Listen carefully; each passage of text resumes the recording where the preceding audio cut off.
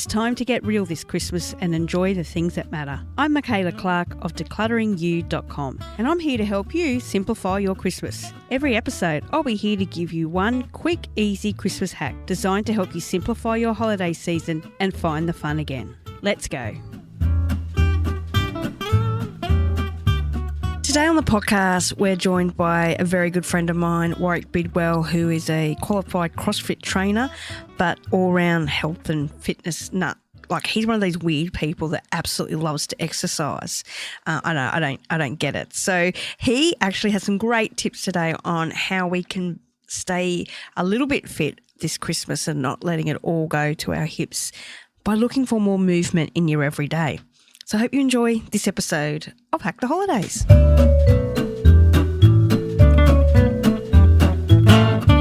So Warrick, I would love to know, have you ever, as a child, kind of found your presents in the house and perhaps had a little bit of a sneaky peek at them when you were a kid? Oh, as a kid, I've done it as an adult. I love surprises, but I'm also a bugger for being able to figure out what people have got me too. Yeah, I'm like that a bit. I don't remember specifically as a kid. I do remember getting up way too early and sneaking out and checking the stocking a couple of years. And as a kid, I don't think I cared because I was just so excited to see what was there. But as an adult, yeah, I unfortunately found a gift in a cupboard, and it was years ago now, and I was gutted. My stomach just sank because it's like, I've just ruined the surprise for me, and, now I've got to pretend to be surprised, and it was really crap. It was still a cool present, but, I kind of ruined that whole gift-giving thing. Yeah. How about you, Michaela? Yeah, I did it all the time. I'd actually open them up, put them back, put the sticky tape back the same way. Yeah, it was terrible. Except one year my mother put it in the cleaning closet, and that's the only year I never found them. And she thought she was the smartest woman on the planet because she finally worked out how to hide the presents because she knew I'd never go in the cleaning cupboard. But you did. I did. Now, a big issue over Christmas that a lot of us have is getting into that holiday mode. We overeat, we overdrink, and we don't really get into our daily exercise. If we're good enough to do it, we can let it go. But we just get really lazy over the holiday period. So I thought somebody that is very active and fit, you could help give us some hacks on how to get our asses off the couch this Christmas. It's not really get fit hacks. We'll save that for January when we start talking about New Year's resolutions. Baby steps, Warrick. We're just getting off the couch at the moment. Yeah.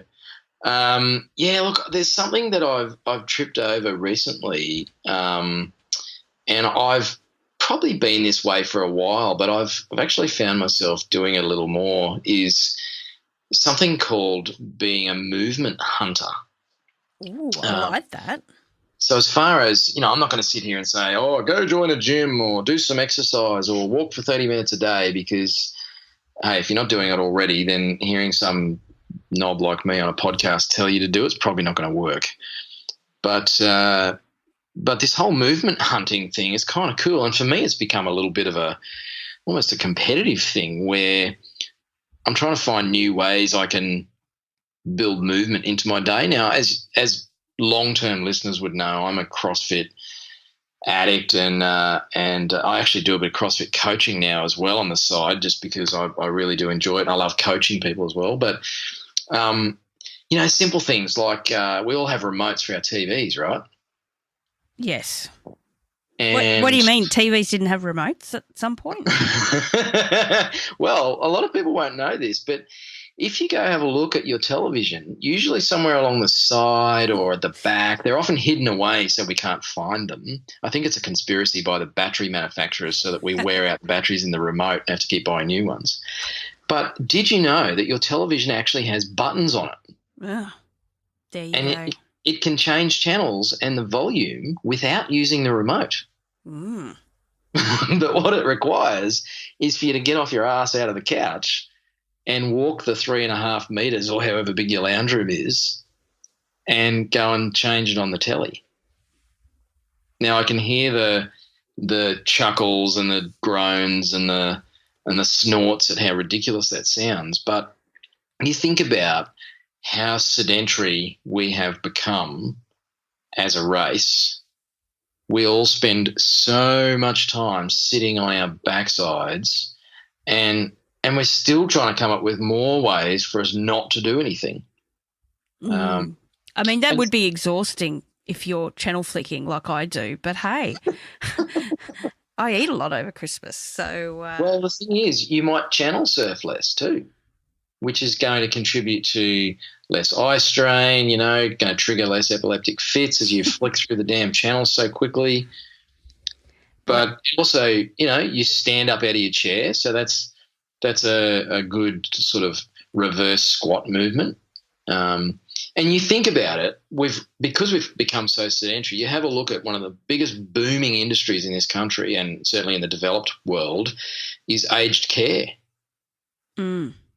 And people are actually, we talk about how we've got a longer lifespan now and our sort of longevity's improved, but I don't know about the quality of life, whether that's actually improved. I was at a nursing home recently visiting my partner's grandmother, and she's in pretty good health, but I got to say it was gut-wrenching to see the people in that nursing home that, they're hunched over, they can barely walk, and some of them don't look that old.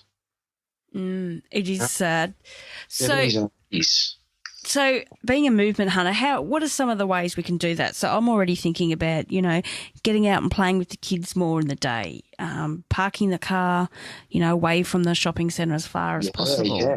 Taking us, some old ones that have, we've heard about many times. Take the stairs instead of the elevator, or the escalator. Park the car a bit further. Don't drive around for 10 minutes waiting for that one right next to the door of the shops. Just park the damn car away from where everyone's going to ding your doors and walk the extra 100 metres.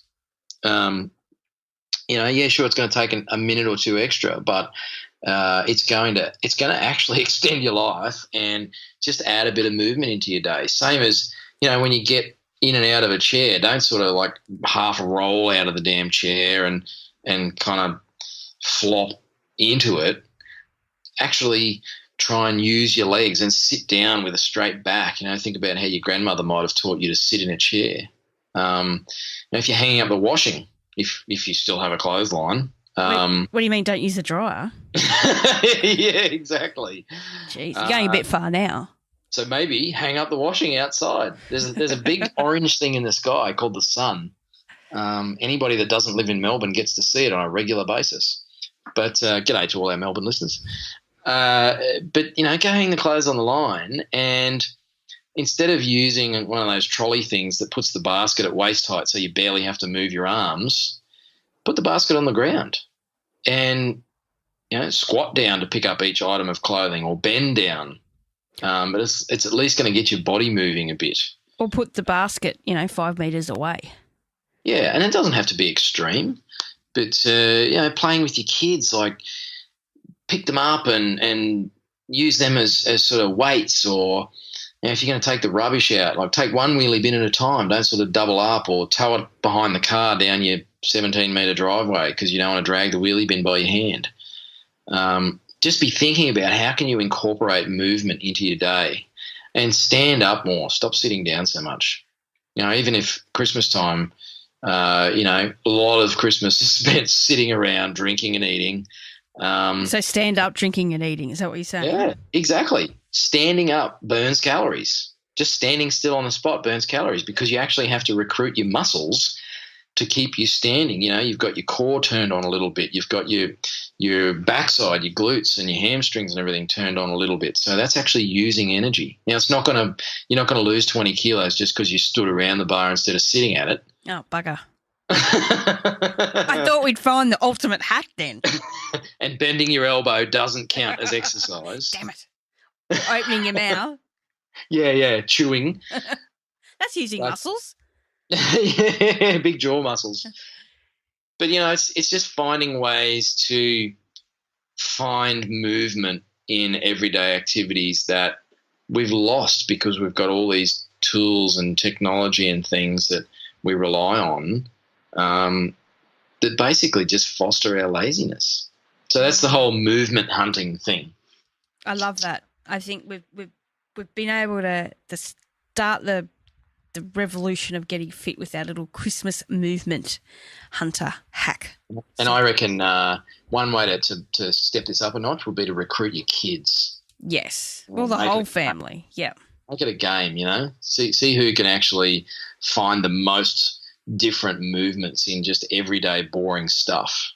Well, it's like, Pokemon Go has gotten kids out there and moving, and now there's, PE teachers are developing apps I've seen where they can put characters around the field and, they're getting the kids to go hunting for them and stuff. So gamify the movement, how many steps are you doing, or how many times did you run around the house today, or whatever it is, having a little chart and a bit of fun. So that would be, that would be a lot of fun. Yep. So, go hunt some movement. I don't know. We probably need half an hour to talk about the nutrition side of Christmas, Michaela. Yeah, it's Christmas time. Don't worry about that. January. Well, you have a Merry Christmas. Thanks, Michaela. You too.